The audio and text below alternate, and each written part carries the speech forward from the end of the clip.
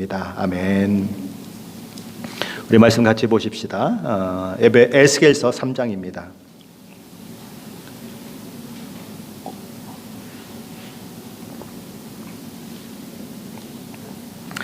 에스겔서 3장 1절부터 9절까지만 보겠습니다.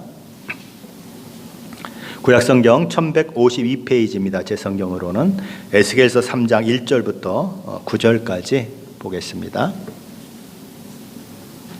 에스겔서 3장 1절부터 9절까지 우리 한 목소리로 같이 봉독합니다. 또 그가 내게 이르시되 인자야 너는 발견한 것을 먹으라.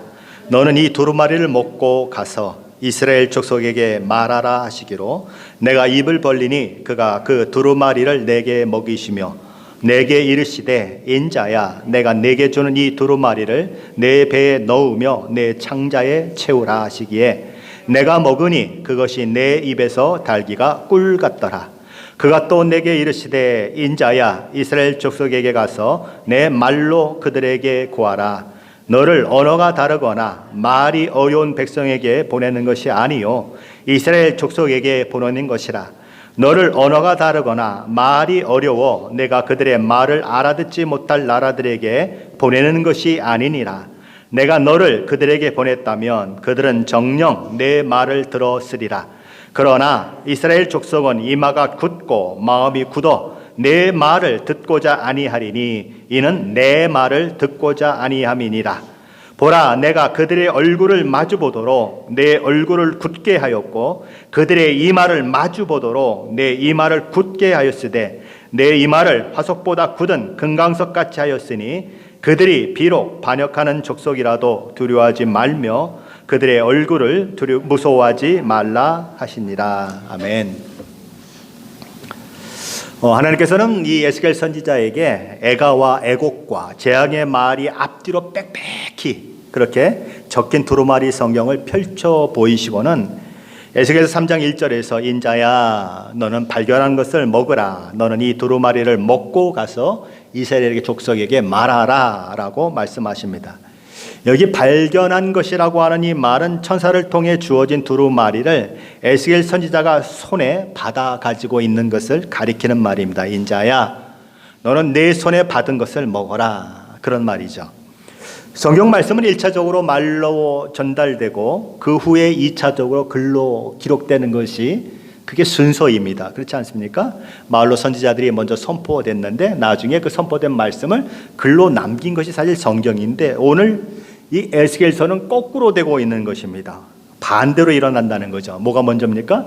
기록된 말씀이 먼저이고 그리고 그 기록된 말씀을 말로 전하는 것이 그 다음에 일어나고 있다는 거죠. 거룩한 성경을 먼저 먹고 그러고 나서 말로 전달해라 라고 하나님은 말씀하시는 것입니다. 에스겔에 주어진 두루마리 양면에는 빼곡히 하나님의 메시지가 기록되어 있었습니다. 이것은 에스겔의 사명이 무엇인지를 우리에게 가르쳐 주는 것입니다. 하나님의 메시지를 가감없이 전하는 것이 바로 이 에스겔 선지자의 사명이라는 거죠. 하나님께서 선포해 주신 말씀에 그 메시지에 에스겔은 자기 생각을 더할 수 없습니다. 추가적으로 메시지를 거기에 추가시킬 수가 없습니다. 반대로 하나님께서 주신 두루마리 성경의 말씀을 그 어느 것 하나도 뺄 수가 없습니다. 이미 빽뻑히 그것도 앞과 뒤쪽에 다 기록됐기 때문에 에스겔 선지자가 거기에 자기가 어떤 것을 넣을 틈이 없는 것입니다. 그러므로 에스겔 선지자는 하나님의 말씀 그대로 전해야 할 사명이 있는 거죠. 요한계시록 22장 18절 19절에서는 이 땅에 다시 재림하실 우리 주님께서 이 계시와 이미 주신 계시와 관련해서 하신 말씀이 있습니다. 아주 엄중한 경고의 말씀이죠.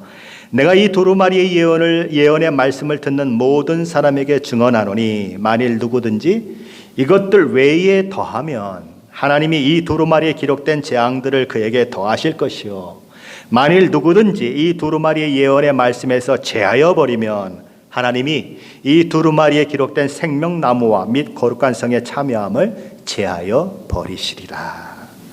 우리 주님은 요한계시록 말씀에 인간들이 무엇을 더하거나 빼는 것을 원천적으로 차단하셨어요.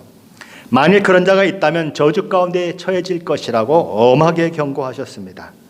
그것은 메신저로 부름받고 있는 그리고 사명을 부여받은 에스겔 선지자에도 마찬가지인 것입니다. 그리고 오늘 이 시대를 살아가는 저와 여러분에게도 마찬가지인 것입니다. 하나님의 말씀이 조금 마음에 안 든다고 해서 내가 더할 수도 없는 것이요, 또 하나님의 말씀이 내 상황과 맞지 않는다고 해서, 이 시대와 맞지 않는다고 해서 빼버릴 수 없는 것입니다. 하나님의 말씀은 말씀 그대로 받아야 하고, 말씀 그대로 또 선포되어야 하고, 말씀 그대로 순종해야 하는 것이죠.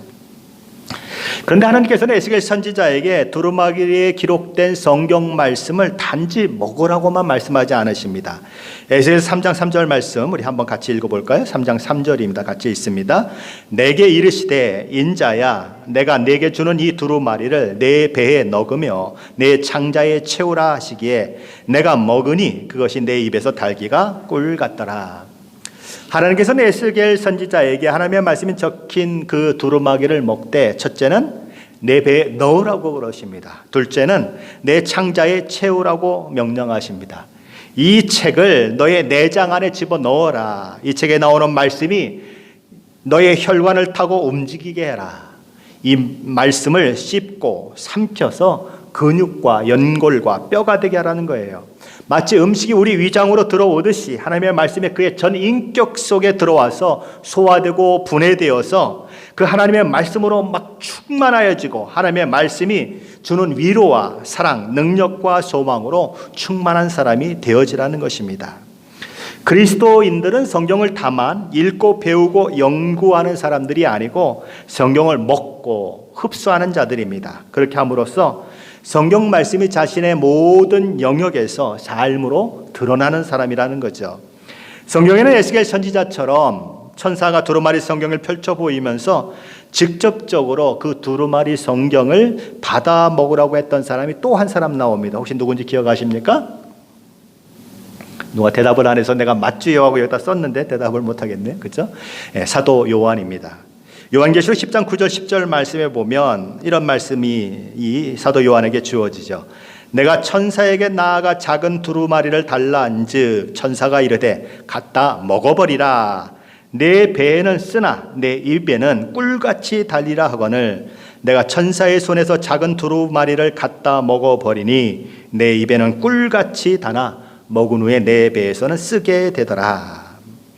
사도 요한이 천사로부터 이런 요구를 받은 것은 그가 하나님의 계시를 받아 기록된 요한계시록이 거의 중간쯤 기록되었을 때인 것입니다. 요한계시록은 어느 주일날 아침에 귀양지인 밤모섬에서 주일 예배를 드리던 사도 요한에게 하나님의 놀라운 은혜와 능력 가운데 주님께서 주신 환상을 보게 되고 그 환상을 기록으로 남긴 것입니다. 그것이 요한계시록이에요. 그 요한계시록은 굉장히 거친 이야기들이 있습니다. 강력하고 무섭고 두려운 이야기들이 있습니다. 그러나 그럼에도 불구하고 그 요한계시록 속에는 이 성도들을 향한 소망의 메시지, 희망의 메시지로 가득 차 있는 것입니다. 사도 요한은 바로 그 환상을 보게 되는 거죠. 그런데 요한계시록 10장에서 사도 요한은 힘센 다른 천사가 구름을 입고 하늘에서 막 내려오는 환상을 보게 되는 것입니다. 사도 요한은 그 천사가 머리에는 무지개가 있고 그 얼굴은 해 같고 그 발은 마치 불기둥 같은 그런 모습을 보였다고, 그리고 그 손에는 이미 펼쳐진 작은 두루마리가 있었다고 기록하고 있는 것입니다. 이 천사는 얼마나 거대한 천사인지 한 발은 바다에 첨벙 놓고 있고 다른 한 발은 땅에 이렇게 딛고 있는 것입니다. 그러니까 다리가 얼마나 크면 바다에 하나 놓고 하나 땅에 놓을 수 있겠습니까? 그렇게 큰 것입니다. 그러면서 바다의 육지를 밟고 있는 이 천사가 마치 사자가 표하듯이 말을 하고 있는 것입니다. 그런데 그가 말할 때에 어떤 현상이 일어나냐면 7 우레, 그 소리가 나면서 이 7 우레가 그 소리를 내어 말하는 소리를 듣게 되는 것입니다. 자, 이 7 우레의 소리가 말하는 소리가 들리자 사도 요한은 지금까지 했던 것처럼 이 요한계시록 1장부터 9장까지의 기록을 꼼꼼히 그렇게 남겼던 것처럼 우레가 그 소리를 내어 말하는 소리를 받아 적으려고 하는 것입니다. 그런데 요한은 그렇게 할 수가 없었어요. 왜냐하면 하늘에서 소리가 들리기를 7 우레가 말한 것을 임봉하고, 그러니까 비밀로 하고 기록하지 말라고 말씀하는 소리를 들었기 때문에 그렇습니다. 아직은 그 내용을 비밀에 붙여야 한다고, 기록을 남기지 말라고 하는 말이 들린 것이죠. 자, 그리고 조금 후에 사도 요한은 조금 전에 들었던 하늘에서 나는 그 음성, 또 다른 음성을 듣게 되는 것입니다. 이 하늘에서 들린 음성은 이런 음성이었어요. 요한아, 너는 가서 바다와 땅을 밟고 서 있는 천사의 손에 펴놓은 두루마리를 취하라. 그러니까 땅과 무채, 이렇게 다리를 놓고 서 있는 그 어마어마하게 큰 천사, 그리고 그 손에 들고 있는 작은 두루마리, 펼쳐진 두루마리를 요한으로 하여금 가서 네가 취하라고 얘기하는 것입니다. 그래서 이 요한은 그 거대한 천사에게 가서 그 두루마리를 달라고 요구하게 되죠. 그러자 천사는 두루마리를 건네주면서 여기에 있다, 너는 그것을 먹어라 라고 얘기하는 것입니다. 그러면서 천사는 그 두루마리가 내 입에서는 꿀같이 달지만 내 배에서는 쓰게 될 것이라는 이야기를 합니다. 사도 요한은 그 말씀대로 순종해서 자신이 천사에게 받은 그 두루마리를 꿀꺽 삼켜버리게 되는 거죠. 요한계시록 10장 10절 말씀은 이렇게 됩니다. 내가 천사의 손에서 작은 두루마리를 갖다 먹어버리니 내 입에는 꿀같이 다나 먹은 후에 내 배에서는 쓰게 되더라. 책을 먹는다는 것은 어떤 의미일까요? 책에 기록된 모든 내용을 마음으로 받아들이는 것, 그 내용들이 내면화되는 것, 그 내용들이 삶 속에 적용되는 것을 의미합니다. 하나님의 말씀이 사도 요한의 인격에 완전히 녹아내려서 그 말씀이 그의 삶이 되었다는 거예요. 자, 그런데 그 하나님의 말씀이 기록된 두루마리는 요한의 입에는 꿀처럼 달았지만 그것이 뱃속에 들어가자 어땠다고 이야기합니까? 굉장히 쓰게 느껴졌다고 사도 요한은 이야기하는 것입니다.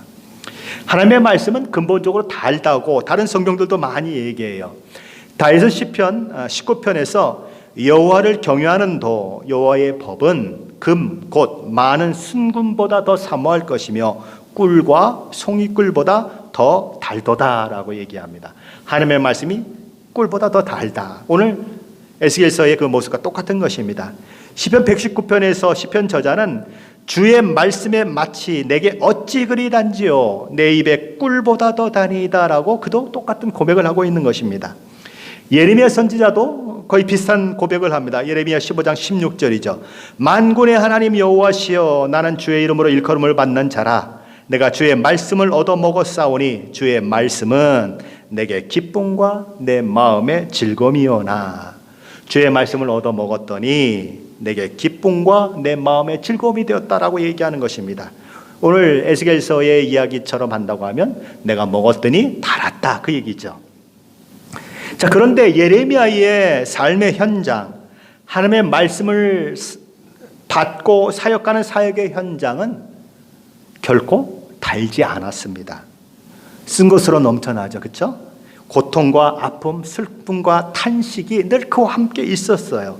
그는 정말 하나님의 말씀을 성실하게 남유다 백성에게 전했어요. 그러나 되돌아온 것은 뭡니까? 거부감, 증오, 핍박 이런 것들이었어요.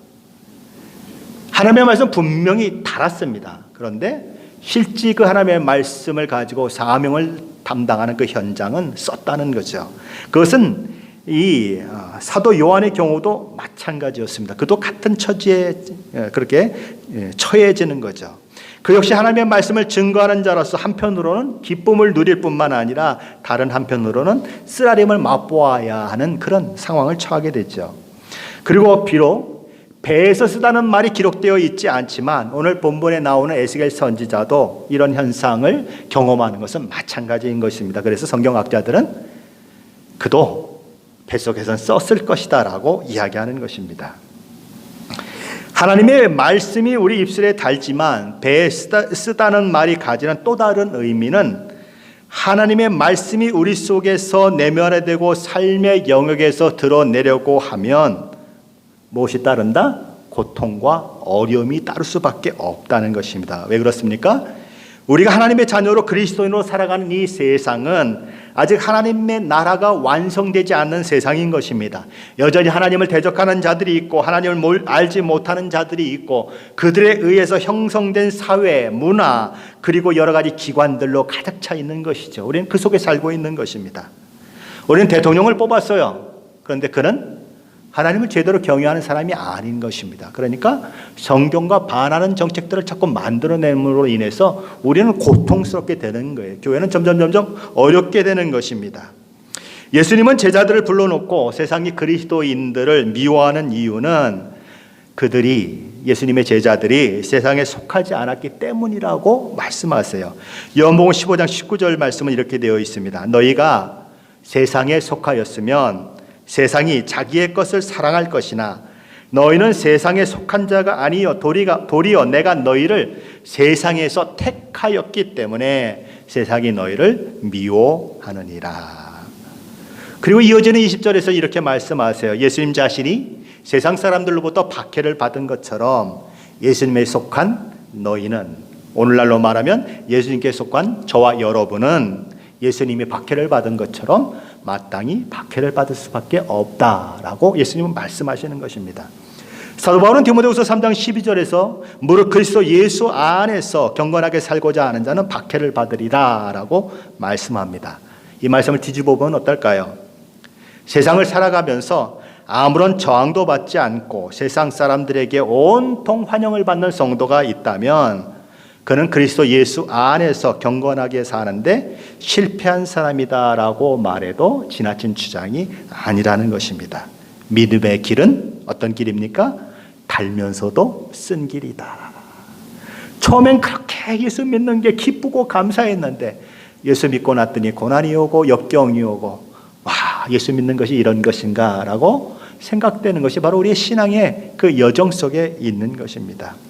자, 그렇다면 이런 적대적인 환경, 반기독교적이고 반윤리적인 환경에서 그리스도인 된 저와 여러분이 하나님의 자녀에 합당한 삶을 살아내는 일이 가능하도록 하려면 저와 여러분에게 필요한 것은 무엇일까요? 에스겔 선지자의 사역 대상인 이스라엘 백성들은 오늘 본문 에스겔서 3장 7절에 의하면 이마가 굳고 마음이 굳은 사람들입니다. 그들은 죄를 지어도 부끄러움을 모르는 뻔뻔한 이마를 가진 사람들이고 그들의 마음은 길과 같은 마음이라서, 그렇게 굳은 마음이라서 에스겔 선지자가 메시지를 그들의 마음밭에 던진다고 하더라도 마치 씨가 길가에 떨어지면 열매를 맺기가 어려운 것처럼 에스겔의 메시지가 그들 가운데서 뿌리 내리고 결실하는 것은 거의 불가능한 상황인 것입니다. 자, 그렇다면 그런 사람들을 상대로 해서 자신의 사명을 감당하고 사역을 감당하려면 도대체 에스겔에게는 어떤 일이 일어나야 할까요? 오늘 보면 3장 9절 말씀입니다. 우리 한번 같이 읽어보겠습니다. 8절로 9절입니다. 같이 읽습니다. 보라, 내가 그들의 얼굴을 마주 보도록 내 얼굴을 굳게 하였고 그들의 이마를 마주 보도록 내 이마를 굳게 하였으되 내 이마를 화석보다 굳은 금강석같이 하였으니 그들이 비록 반역하는 족속이라도 두려워하지 말며 그들의 얼굴을 무서워하지 말라 하시니라. 하나님께서는 이마가 굳은 이스라엘 족속들을 에스겔 선지자가 넉넉히 감당하도록 에스겔의 이마를 화석보다 더 단단한, 그야말로 그 당시 시대에 가장 단단한 뭘로 만들어줘요? 금강석으로 만들어주겠다라고 말씀하시는 것입니다. 에스겔이라고 하는 이름은 하나님께서 강하게 하셨다고 하는 이름의 뜻을 가지고 있다고 처음 말씀을 드릴 때 말씀을 드렸었습니다. 그것처럼 하나님께서 에스겔을 강하게 하셔서 반역하고 패역한 이스라엘 백성들 속에서 사역을 잘 감당하도록 하시겠다고 하는 그런 선언인 것입니다.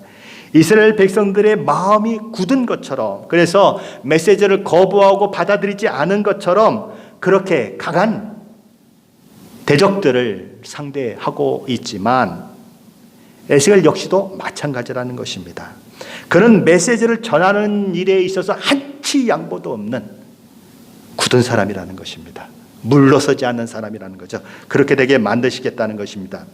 자, 그렇다면 에스겔이 이런 사람이 될 수 있게 한 그 뿌리, 원인은 어디에 있을까요? 그것은 하나님의 말씀을 먹고 그 말씀을 배에 넣고 창자에 채운 결과인 것입니다. 그렇게 함으로써 에스겔 선지자는 하나님의 말씀으로 가득 차게 되고 진리로 가득 차게 되고 결국 자신에게 주어진 사명을 감당하게 되는 것입니다. 에스겔 선지자의 경우처럼 하나님의 말씀을 먹어 배에 채우고 창자에 채우는 것은 오늘날 우리가 자주 사용하는 그런 용어로 바꾼다면 하나님의 말씀에 대한 묵상이다라고 우리는 그렇게 할 수 있습니다. 우리가 하나님의 말씀을 묵상한다고 하는 것은 그 말씀이 우리 속에 스며들게 만드는 것을 말합니다. 우리 존재 속에 하나님의 말씀이 스며들게 하는 것을 말해요. 우리의 피 속에 하나님의 말씀이 흐르고 우리 언어 속에 하나님의 말씀이 흐르고 우리의 인격 속에 하나님의 말씀이 드러나는 것을 말하는 것입니다. 말씀 앞에 투명하게 서서 하나님의 말씀이 말씀 본연의 일을 우리에게 하도록 우리를 내어주는 과정이 무슨 과정인가? 묵상의 과정입니다. 하나님의 말씀이 우리를 만들어 가도록 자기를 내어주는 것을 가리켜서 묵상이라고 하는 것입니다. 자, 성경 말씀은 우리를 교훈하기도 하고 우리를 책망하기도 합니다. 우리 하나님의 말씀 앞에 그렇게 책망도 받고 교훈받아야 하는 것입니다. 성경 말씀은 우리를 바른 사람이 되게 만들고 의롭게 된 자에 합당한 의를 이루도록 우리를 훈련시킵니다. 그렇게 함으로써 하나님의 말씀은 그 모든 일들을 통해서 하나님의 사람인 성도들에게 온전함을 이루게 만들고 모든 선한 일을 행할 능력을 갖도록 만드는 것입니다. 그것이 바로 그 일을 위해서 우리가 해야 하는 일이 무엇인가? 묵상이에요. 그런데 문제는 어디에 있습니까? 오늘 성도들의 문제점은 어디에 있습니까? 성경이 성도 자신을 만들어 가도록 자신을 내어주지 않는다는 것입니다. 그러다 보니까 아무런 변화가 일어나지 않는 거예요. 말씀은 말씀이고 나는 나고, 말씀이 아무리 내게 얘기해도 나는 내 고집대로 살겠다, 나는 내 가치관, 내 세계관을 가지고 살아가겠다라고 성경을 거부하는 일들이 있기 때문에 성경 말씀이 전혀 그의 삶 가운데서 역사하지 못하고 능력을 발휘하지 못하는 것입니다. 하지만 우리가 그리스도인된 정체성을 늘 간직하며 살기를 원한다면, 하나님의 백성된 공동체로 살게 해주는 삶의 원리를 알기를 원한다면, 그리고 하나님이 누구신지, 하나님께서 어떻게 일하시는지를 알고 그 하나님의 뜻과 목적을 따라 사는 사람이 되기를 원한다면 우리는 에스겔 선지자처럼 성경을 먹어야 하는 것입니다. 그리고 배에 넣고 창자에 채워야 하는 것입니다. 그 과정이 뭐라고요? 그것이 묵상인 것입니다.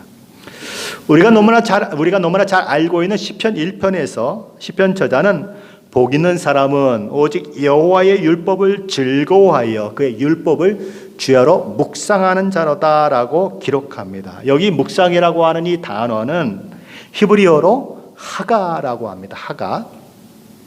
시편 1편에서 묵상이라고 번역된 이 히브리어 하가가 이사야서 31장 4절 상반절에서는 으르렁거리다라는 의미로 번역이 되고 있습니다. 이사야서 31장 4절 상반절 말씀이죠. 여호와께서 이같이 내게 이르시되 큰 사자나 젊은 사자가 자기의 먹이를 움키고 으르렁거릴 때에, 여기 큰 사자나 젊은 사자가 먹이를 움켜잡고 으르렁 하는 이 으르렁거린다고 하는 이 말이 바로 히브리어 하가인 것입니다. 그럼 우리는 이런 생각을 하는 것입니다. 어떻게 묵상이라는 말과 사자가 자기 먹이를 움켜쥐고 으르렁거린다는 말이 똑같은 히브리어 단어 하가를 사용하고 있느냐는 것입니다. 아니, 그게 어떻게 동일한 의미를 가질 수 있느냐는 그런 생각을 하게 되는 것입니다. 참 희한한 표현이다라는 생각을 하게 되는 거죠. 근데 유진 피터슨 목사님은 그의 책, 이 책을 먹으라라고 하는 그 책에서 그 첫 부분에서 자기가 이렇게 애완견으로 키웠던 작은 강아지의 이야기를 하는 것입니다. 그는 우리 워싱턴주와 멀지 않은 곳 몬테나에 그 당시에 살고 있었습니다. 그래서 이 강아지를 데리고 산책길을 가곤 했는데, 어느 날 이 강아지가 산책을 하다가 어떤 뼈를 발견하게 되는 것입니다. 고요테라고 그러죠. 고요테가 이 흰 꼬리 사슴을 이제 잡아먹고, 그래서 그것이 죽게 되었는데, 바로 그 남은 뼈를 이 강아지가 발견하게 된 거죠. 근데 길이는 이 강아지보다 더 큰 그 뼈를 이 강아지가 끝까지 놓지 않고는 집까지 가져오는 것입니다. 그러고는 너무 막 즐겁고 기뻐가지고 이리 뛰고 저리 뛰고 꼬리를 흔드는 것입니다. 마치 이 주인인 이 유진 피터슨 부부에게 나 좀 칭찬해달라고 내가 얼마나 대단한 일을 했느냐고 하는 것처럼 그랬다는 거예요. 그래서 너 정말 잘했다고 이 유진 피터스 부부가 그렇게 칭찬을 해줬다는 것입니다. 자, 그런데 얼마 후에 이 강아지가 약간 후미진 곳에다가 뼈다귀를 옮겨놓고는 그것을 물어뜯고 빨아대고 이리 뒤집고 저리 돌리면서 나지막하게 으르렁 소리를 내면서 완전히 그 뼈다귀에 폭 빠져버리더라는 거죠. 무려 2시간 동안이나 그 뼈를 물어뜯고 빨고 돌리고 뭐 그러면서 그렇게 즐거워하더라는 것입니다. 그러니 그것을 땅에 파묻더래요.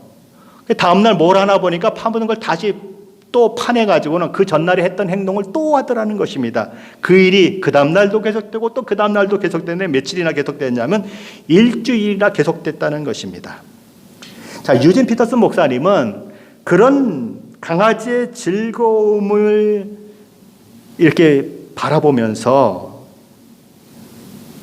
그 소중한 뼈다귀를 가지고 나지막하게 거의 신음소리를 내면서 으르렁거리고 그런 모습을 바라보면서 아하, 이거구나라고 하는 것을 깨닫게 되는 것입니다. 왜 하나님은 묵상이라고 하는 말과 으르렁거린다고 하는 말을 같은 단어를 사용하셨는가, 히브리어 하가라고 하는 말을 사용하셨는가를 깨닫게 되는 것입니다. 바로 묵상이 뭐와 같다는 것입니까? 강아지가 뼈다귀를 즐기는 것과 같다는 거예요. 그 뼈다귀를 또 꺼내들고서는 빨아대고 물어대고 깨물어대고 그렇게 즐거워서 2시간 동안 그냥 푹 빠져있고 그 다음날 또 꺼내가지고 또 그런 일들을 하고 있는 것처럼 묵상은 바로 그런 것이다. 하나님의 말씀을 맛보고 음미하고 그 달콤하고 향긋하며 입에 침이 고이게 하고 영혼의 힘을 불어넣어주는 단어나 문장을 기대하면서 그것을 먹고 부드럽게 으르렁거리는 것이 뭐야? 묵상이다라고 유진 피터슨은 얘기하는 것입니다. 그 집 강아지가 뼈다귀에 폭 빠져 있는 것처럼 묵상은 하나님의 말씀에 폭 빠지는 것이다. 바로 그거예요. 음식이 우리 위 속에 들어오고 창자에 채워지듯이 하나님의 말씀이 우리의 영혼에 들어와서 혈관으로 퍼져서 거룩과 사랑과 지혜가 되도록 하는 것이 묵상이다라고 그 목사님은 이야기하는 것입니다. 묵상은 우리의 지적 만족을 위한 또 하나의 방법이 아닙니다. 살아있는 저와 여러분이 살아있는 하나님의 말씀과 만나는 것입니다. 우리는 하나님의 말씀을 통해서 성삼위 하나님께서 말씀하시는 말씀을 들을 수 있어야 하고 그분의 주권에 굴복하고 그 사랑에 반응할 수 있어야 한다는 것입니다. 만일 우리가 그것에 실패한다면 묵상은 또 하나의 지적 만족을 위한 도구가 될 수 있습니다. 그러면 그 묵상을 통해서 얻은 지식은 나를 세우는 것이 아니라 오히려 저와 여러분을 교만하게 만들고 하나님과의 인격 대 인격의 만남을 방해하는 요소가 될 수 있다는 거죠. 바로 그 말씀은 우리가 하나님의 말씀으로 받을 뿐만 아니라 그 말씀이 내 삶 가운데서 하나님이 말씀하신 말씀대로 살아 역사하도록 그렇게 하는 것, 그것이 묵상의 과정이라는 거죠. 예수님은 누가 내 이웃입니까? 라고 묻는 어떤 율법학자에게 여리고에 내려가다가 강도 만난 사람의 이야기를 통해서 선한 사마리아인의 비유로 알려진 이야기를 들려주십니다. 제사장도 그냥 지나가고 레위인도 그냥 지나가는데 한 사마리아인이 지나가다가 강도 만난 사람을 보고 불쌍히 여기죠. 그래서 그를 데리고 움박으로 가서 치료해 주고, 그죠? 그 사람을 계속해서 치료해 달라고 돈을 주면서 주막 사람에게, 주막 주인에게 부탁을 하고 떠나가는 그런 모습을 보이지 않습니까? 자, 그런데 이 이야기를 다 하신 이후에 예수님이 묻는 것입니다. 누가 강도 만난 자의 이웃이냐? 그랬더니 율법학자가 이렇게 대답합니다. 자비를 베푼 자입니다. 선한 사마리아인이 강도 만난 자의 이웃이라고 그는 대답한 거죠. 예수님 그에게 이렇게 말씀하셨습니다. 가서 너도 이와 같이 하라. 우리의 머리로 누가 강도 만난 자의 이웃이냐 판단하는 것은 너무 쉽습니다. 그렇지 않습니까? 지적 이해는 굉장히 쉬운 것입니다. 그러나 가서 너도 이와 같이 하라는 예수님의 말씀에 순종하는 그것과 그냥 머릿속으로 이해하는 것은 너무나 큰 차이가 있는 것입니다. 유진 피터슨은 이 책을 먹으라 하는 책에서 자신이 목회할 때에 경험했던 이야기를 들려주죠. 자기 교인 중에 일어났던 일입니다. 안토니라고 하는 사람이 있었습니다. 그리고 메리라고 하는 부인이 있었습니다. 이 안토니라고 하는 사람은 전통적 가톨릭 집안에서 살았지만 가톨릭과는 전혀 상관이 없는 그런 사람이었어요. 이 사람은 중학교만 졸업한 사람이고 책을 한 번도 읽어본 적이 없는 사람입니다. 그러니까 처음부터 끝까지 한 권의 책을 평생에 읽어본 적이 없는 사람이에요. 그런데 그 반면에 부인 메리는 장로교인이고 주일학교부터 교회를 다니고 그야말로 교회 생활에 익숙한 사람이었습니다. 새로 믿음을 갖게 된 이 안토니는 신바람이 나서 성경을 읽기 시작해요. 성경을 통해서 엄청난 기쁨을 맛봅니다. 하지만 메리는 그렇지 못하는 것입니다. 그냥 말씀을 보면서 자꾸 질문이 생기면 막 기뻐 뛰는 이 남편을 향해서 질문을 퍼붓는 거예요. 당신 이거 어떻게 생각해? 어떻게 생각해? 물어보는데 안토니는 대답할 말이 없는 것입니다. 근데 그는 성경을 읽으면서 막 기쁨을 경험하는 거예요. 자, 그래서 안토니는 어쩔 수 없이 담임 목사님 유진 피터슨 목사님을 집으로 초대해서 이 부인의 그 질문에 대답하도록 만드는 것입니다. 하지만 목사님이 아무리 설명을 해도 메리를 만족시켜 줄 수가 없었어요. 자, 어떤 차이 때문일까요? 한 사람은 이제 간 믿음의 사람입니다. 한 사람은 어릴 적부터 믿음의 가정에서 자란 사람입니다. 자, 그런데 오랫동안 믿음 생활을 해왔던 메리보다는 간 믿은 이 안토니가 오히려 하나님의 맛을 알고 말씀을 통해 기쁨을 얻게 되었다는 것인데 그 이유가 어디에 있느냐는 것입니다. 이 메리와 유진 피터슨 목사님의 이야기를 계속 듣고 있다가 답답했던 남편 이 안토니가 아내에게 이런 말을 했습니다. 메리, 그대로 살아야 돼. 그래야 이해할 수 있어. 밖에서는 도무지 알 수 없고 안으로 들어가야 돼. 아니면 그게 당신 안에 들어오게 하든지. 머리로만 생각해서는 도무지 이해할 수 없다는 거예요. 칼빈은 이런 이야기를 했습니다. 하나님에 대한 모든 바른 지식은 순종을 통해 나온다. 우리는 참여자로서 성경 말씀 안으로 들어가지 않으면 성경 말씀 안에서 일어나는 일을 이해할 수 없습니다. 이런 것과 같아요. 야구 경기장에서 외야석에서 응원하는 사람이 있다고 해보십시다. 그는 야구를 다 꿰고 있어요. 그래서 피처는 피칭을 어떻게 해야 하고, 그렇죠? 그리고 야구 방망이를 들고 나오는 그 선수는 방망이를 어떻게 휘둘러야 하고 아주 정확하게 해석을 하고 그럽니다. 자, 그런데 그 해석을 한다고 해서 야구가 그와 무슨 상관이 있습니까? 아무 상관이 없어요. 실제로 야구가 그와 상관이 있으려면 그는 경기장에 들어가서 야구를 해봐야 하는 것입니다.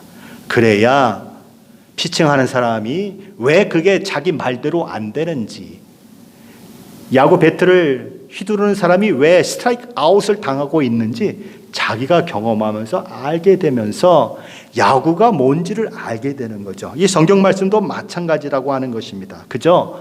지적으로만 알고 어쩌고 저쩌고 얘기하는 것은 성경 말씀을 내 것으로 만드는데 아무 상관이 없다는 거예요. 그 말씀을 실천해보고 그 말씀을 삶 속에서 이렇게 살아보면 그때야 그 말씀이 내 말씀으로 다가오고 내 말씀이 된다는 것입니다. 그래서 유진 피터슨은 이렇게 얘기하는 것입니다. 묵상은 성경의 계시에 굴복하는 것을 말합니다. 그것을 우리 안에 받아들이고 허세 부리지 않으면서 성경의 계시대로 사는 것을 말합니다. 묵상은 내가 읽은 바를 살아내는 것입니다. 라고 그런 얘기하는 것입니다. 자, 주기도문은 어떻게 되어 있죠? 처음에 하늘에 계신 우리 아버지시여 이름이 거룩히 여김을 받으시오며 나라의 임하옵시며 뜻이 하늘에서 이루어진 것 같이 어떻게 해요? 땅에서도 이루어지이다 라고 그렇게 시작됩니다. 묵상은 바로 그런 것입니다. 하늘에서 하나님의 뜻이 이루어진 것처럼 땅에서도 이루어지는 것이 되는 거예요. 그렇게 됨으로써 우리의 삶이 예수님을 따르는 삶이요, 예수님의 삶과 일치하는 삶이 되는 것, 그것이 묵상인 것입니다. 내 안에 그리스도가 계신 삶을 살게 되는 것, 이 묵상의 결과인 거죠. 하늘에서 이루어진 것까지 땅에서도 이루어지다라고 하는 조건을 받아들이고 그것에 굴복하는 것, 그게 올바른 묵상이라는 것입니다. 하나님께서는 에스겔 선지자에게 이 두루마리를 먹으라고 말씀하시고 내 배에 넣고 내 창자에 채우라고 하십니다. 하나님의 말씀이 내 삶이 되고 내 인격이 되고 내 비전이 되고 내 말이 되고 내 생각이 되는 그 일을 위해서 우리는 하나님의 말씀을 읽고 듣고 배울 뿐만 아니라 묵상의 깊은 바다로 나아가야 하는 것입니다. 묵상의 핵심은 어디에 있습니까? 그 적용에 있어요. 근데 적용에 너무 몸매이다 보면 묵상을 제대로 하지 못하는 경우가 있죠. 그리고 묵상하는 사람의 그 단점 중에 하나는 이 문맥으로 그 말씀을 해석을 해야 되는데 그 하나만 붙들고 얘기하면 엉뚱한 얘기를 하게 된다는 거죠. 거기에 어느 장로님이 선교 중보 기도 모임에서 말씀을 전했습니다. 근데 그분이 이런 얘기를 했어요. 하나님의 성전에는 보아스와 야긴이라고 하는 그 기둥이 있는데 그 기둥이 집을 받치고 있는데 기둥 중에 하나가 없어지면 집이 바로 서지 못할 텐데 이거 문제가 되지 않습니까? 그러므로 보아스와 야긴의 기둥은 둘이 굳건히 서 있어야 한다고 하면서 말씀을 전했어요. 자, 그럼 그 말씀이 맞는 말씀입니까? 틀린 말씀입니까? 틀린 말씀이에요. 왜요? 보아스와 야긴은 그 위에 지붕이 없어요. 그냥 건물 앞에 기둥처럼 세워진 장식품입니다. 그리고 그 위에 그물 모양이 있고 석류들이 달려있는 거예요. 집이 무너지고 안 무너지고 전혀 상관이 없어요. 그런데 묵상을 잘못 적용하면 어떻습니까? 자기 식대로 그냥 적용을 해요. 기둥이니까 당연히 한국의 기둥으로 생각하는 겁니다. 그렇게 묵상에 그런 어려움이 있지만 그러나 하나님의 말씀을 묵상하는 것, 마치 그 산책하던 강아지가 뼈다귀를 발견하고 빨아대고 물어대고 깨물어대고 즐기면서 아주 푹 빠져버리는 것은 굉장히 중요한 것입니다. 저와 여러분이 2021년을 맞이해서 이렇게 말씀을 받은 분들이 있을 거예요. 그 말씀을 가지고 1년 내내 묵상하는 것입니다. 저도 하루에 몇 번씩 그 말씀을 외우면서 지금 묵상하고 있습니다. 때로는 이럴 때가 있어요. 지금은 나와 전혀 상관이 없는 말씀이었는데 한 10월 달쯤 됐는데 그 말씀과 비슷한 상황이 벌어지고 그 말씀이 내게 위로로 다가올 때가 있는 것입니다. 하나님의 놀라운 은혜예요. 그런 일들이 정말 있어요. 묵상하면.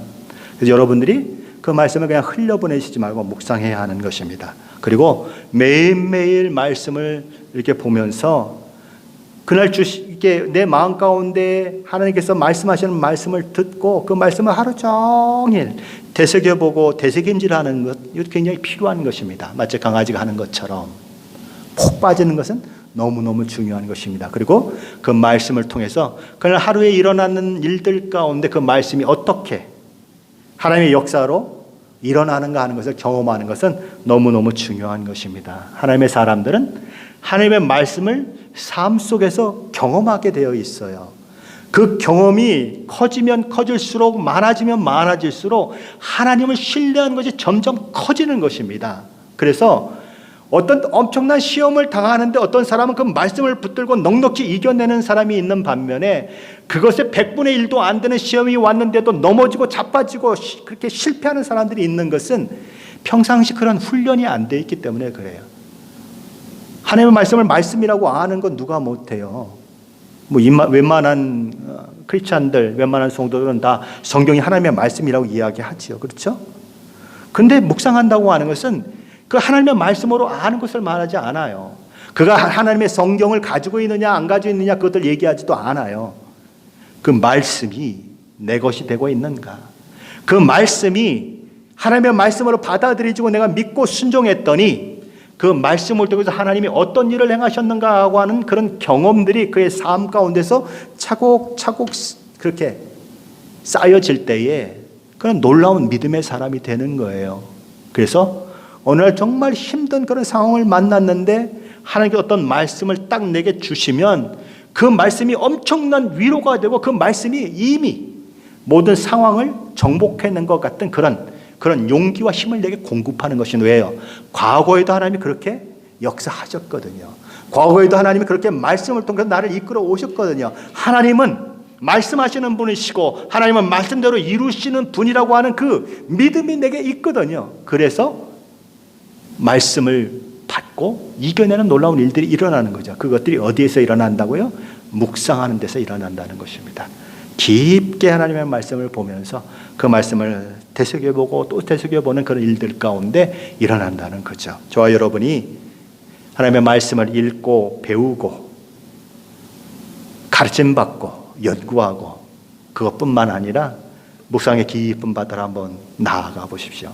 찰싹거리는 작은 파도 보고 바닷가에서 발 한 번 담갔다 뺐다 발 한 번 담갔다 빼지 마시고 하나님의 말씀을 믿고 첨벙 들어가서 하나님이 어떻게 역사하시는가를 보는, 그래서 정말 그 깊은 바다에서 하나님의 놀라운 은혜를 경험하는 귀한 일들이 있으시기를 예수 그리스도의 이름으로 간절히 축원합니다. 기도하겠습니다.